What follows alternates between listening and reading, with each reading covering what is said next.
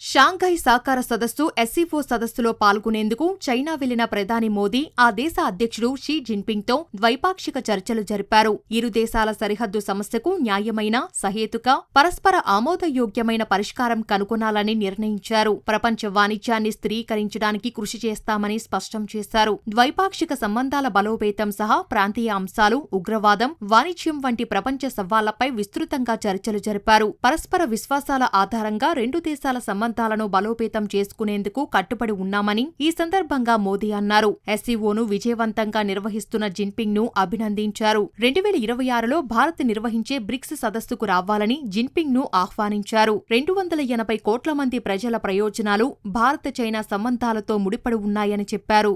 ప్రపంచంలోనే అత్యంత జనాభా కలిగిన దేశాలు స్నేహితులుగా ఉండటంతో పాటు ఇరుగుపొరుగుగా మంచి సంబంధాలు కలిగి ఉండాల్సిన అవసరముందని జిన్పింగ్ అన్నారు. రెండు దేశాల సంబంధాలను వ్యూహాత్మక, దీర్ఘకాలిక దృక్పథంతో కొనసాగించాలన్న జిన్పింగ్ స్థిరమైన, దృఢమైన ద్వైపాక్షిక సంబంధాల బలోపేతానికి కృషి చెయ్యాలన్నారు. ట్రంప్ ఏకపక్ష విధానాల్ని విమర్శించిన జిన్పింగ్ బహుళధ్రువ ప్రపంచ నిర్మాణం, ఆసియా సహా ప్రపంచంలో శాంతి, శ్రేయస్సుల కోసం కృషి చేద్దామని పిలుపునిచ్చారు.